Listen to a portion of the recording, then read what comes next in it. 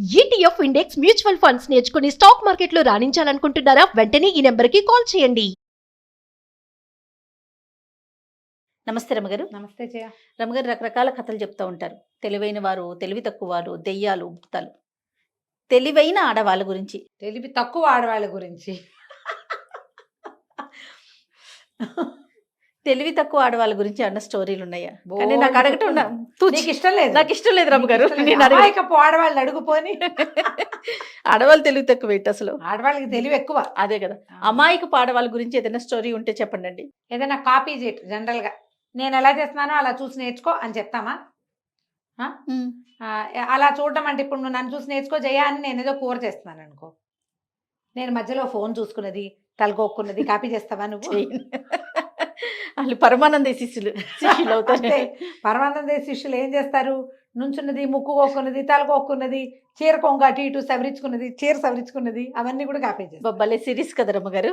పరమానంద శిష్యులు సూపర్.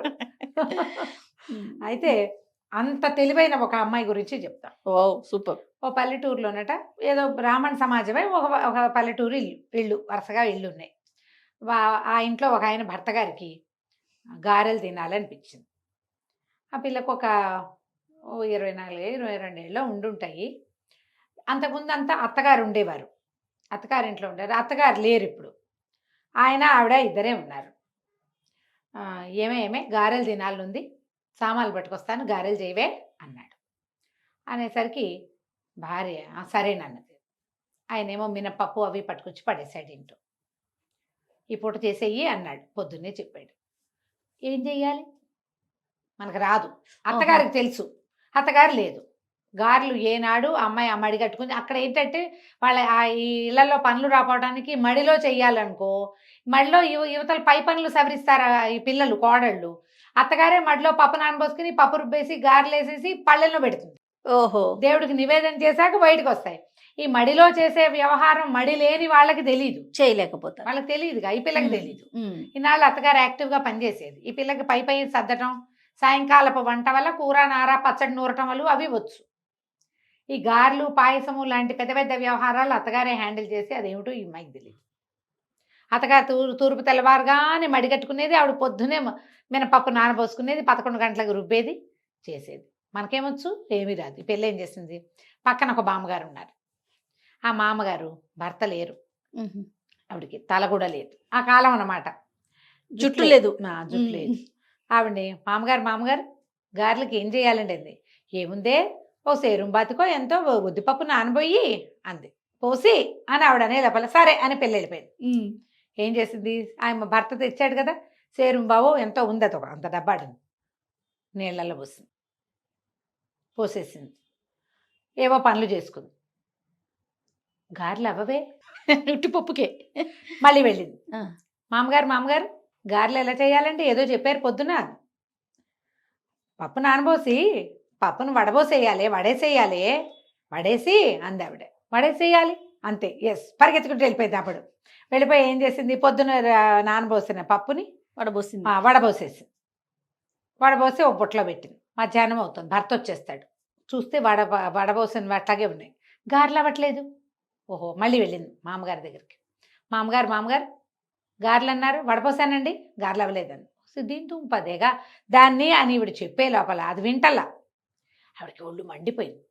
పిల్ల నేను పొద్దున పూట పనిలో ఉంటా, మడి కట్టుకుంటా, దేవుడి పని ఏదో ఉంటుంది నాకు, ఇంట్లో పని చేసుకోవాలా, మా ఇంట్లో ఎవరు లేరా, నేనే వాకిలు ఉడుచుకోవాలి, నేనే వాకిలు కసు ఉడుచుకోవాలి, ఒక పాలు తీయాలి, ఇన్ని పనులు నేనే చేసుకోవాలి. ఇది 3 సార్లు పిలుస్తుంది, అది పిలిచిందని నేను గోడ దగ్గరికి వెళ్తాను, చెప్పే మాటేమో విందు, దీనికి ఇంత కావరమా అనుకుని రోగం కుదర్చాలని ఏముంది, పప్పు ఎంత పోసావో అంతకు 2 ఇంతలు నీళ్లు పోసి పొయ్యి మీద పెట్టు, వస్తాయి గారెలు అని వెళ్ళిపోయింది ఆవిడ ఇదంతా ఆలోచించి. ఏం చేసింది? అలాగే అన్నము కూర వండేసింది, పక్క పెట్టింది. ఇంకా గారెలే కదా, మినపప్పు ఎంత పోసాం? సేరుం బాతిగా, 2 సేరుం బాతికలు నీళ్ళు పోసి గిన్నెత్తి పొయ్యి మీద పెట్టింది. పొయ్యి ఆరేదాకా ఉంది. గారెలు అయిపోతాయి అనుకుంటుంది. మూత పెట్టేసింది. మనకి ఇప్పుడు గ్యాస్ స్టవ్ అనుకో, కళపెళ్ళలాడి కొంతసేపటికి పళ్ళెని తోసేసి నురుగొచ్చేస్తుంది. అవును. పూర్వకాలపు పొయ్యిలు ఏముంది, మనం ఎగసం దొరికిపోతే మంట నిదానంగా చల్లారిపోతుంది. అవి ఉన్న వేడే, కొత్త వేడి రాదు ఇంక అందులో. మధ్యాహ్నం అయిపోయింది, భర్త వచ్చేసాడు. ఏమే అయినాయి గారెలు అంటే అయ్యే ఉంటాయి అంది.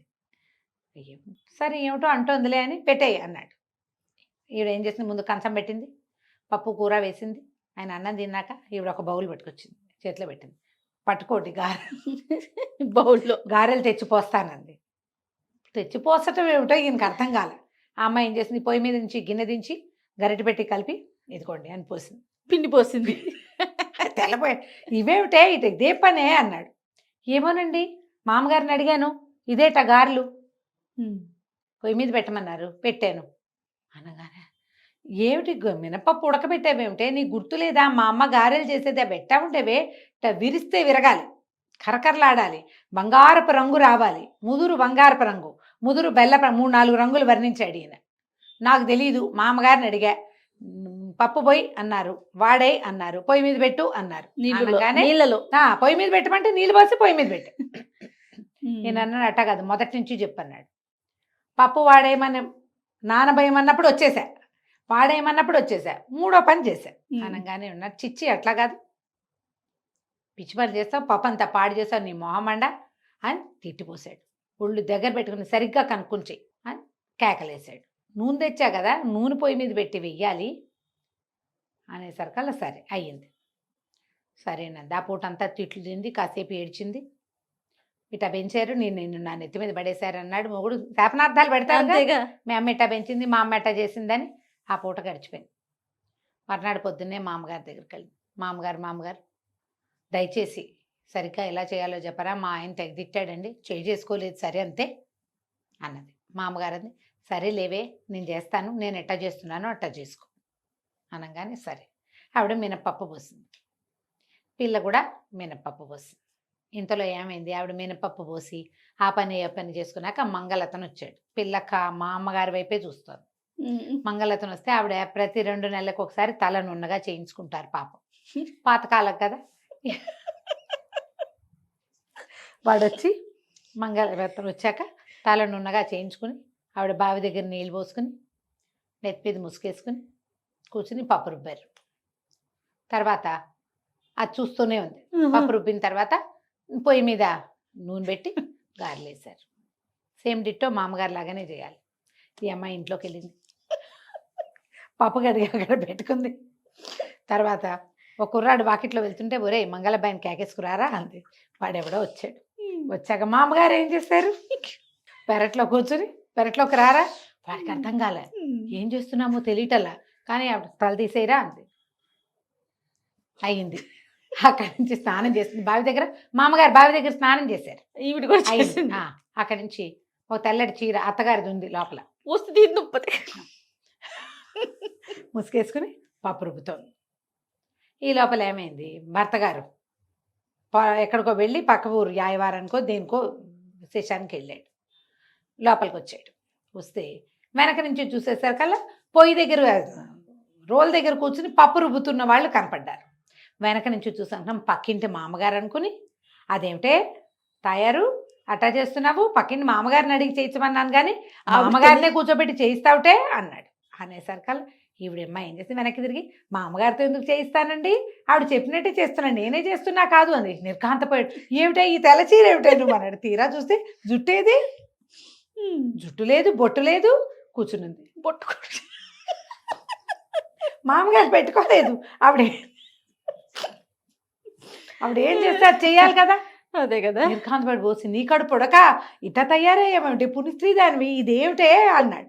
మీరు మామగారు చెప్పినట్టు చేయమన్నారా, పొద్దు నుంచి కూర్చుని చూసా, మామగారు ఏం చేశారో అదే చేస్తారు, ఇగో పప్పు రుబ్బుతున్నా గారెలేస్తా అనగానే మొగుడు అమ్మ నా బూతులు తిట్టి అద్దం తీసుకొచ్చి అద్దం చూసుకో ఎట్టా ఉన్నావు, మామగారు ఏం చేశారు, నువ్వేం చేస్తున్నావే, ఎట్టా వెళ్తావే ఈ అవతారంతో అంటే, ఏం చేస్తుంది, నేను చచ్చిపోయానని ఇప్పుడు నేనే గారెలు వేస్తూ తినాలని తెగ తిట్టాడు భర్త.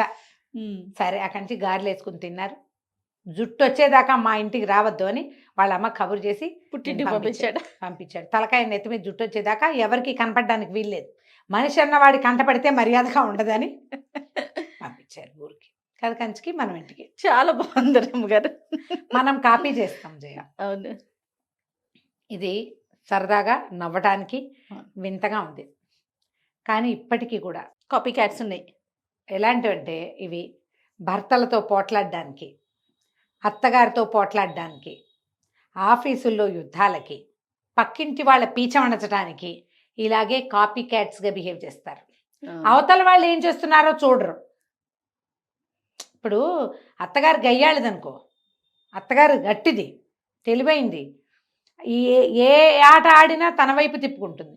ఆవిడతోటి పోట్లాడాలో గొడవ చేసి నీ హక్కు నువ్వు లాక్కొని, అత్తగారు నాబోటిది అన్నీ ఇచ్చేస్తానంటుంది. నాతో కూడా పోట్లాడితే ఎట్లాగైతుంది? అత్తగారితో పోట్లాడాలి అనే ఒక్క కామన్ రూల్ తీసుకుని బిహేవ్ చేస్తారు ఆడపిల్లలు. అన్ని అత్తగారు ఏం మాట్లాడినా తప్పులు చేస్తారు. ఆ అత్తగారి దగ్గర ఏ తప్పు ఉండదు, ఆవిడ మామూలుగానే ఉంటుంది. వీళ్ళకి ఏంటంటే వాళ్ళ అమ్మనో అక్కయ్యనో చూసి, అమ్మ అక్కయ్య వాళ్ళ అనుభవం వేరు, మన అనుభవం వేరు. ముందున్న దాన్ని Influence చూసి అవుతారు. పెట్టు కదా, చూసి మనం ప్రవర్తించాలి. ఈ సరదా కథని జ్ఞాపకం పెట్టుకోండి అమ్మా. మీ అత్తగారులతోటో, మీ ఆఫీస్లో వాళ్ళతోటో, మీ పక్కింటి వాళ్ళతోటో ఎవరో చేసినట్టు చెయ్యొద్దు. దానిని బట్టి మనం ప్రవర్తించాలని తెలుసుకోండి. సందర్భాన్ని బట్టి కదా, అంతే. అవతల ఆలోచించండి. వ్యక్తులను బట్టి కూడా. వ్యక్తుల్ని, సందర్భాన్ని బట్టి మనం ప్రవర్తించాలి అంతే రమ్మగారు. కదా. ఏదేమైనా కథ మాత్రం భలే ఉంది రమ్మగారు. రైట్ అండి, నమస్తే. నమస్తే జయ.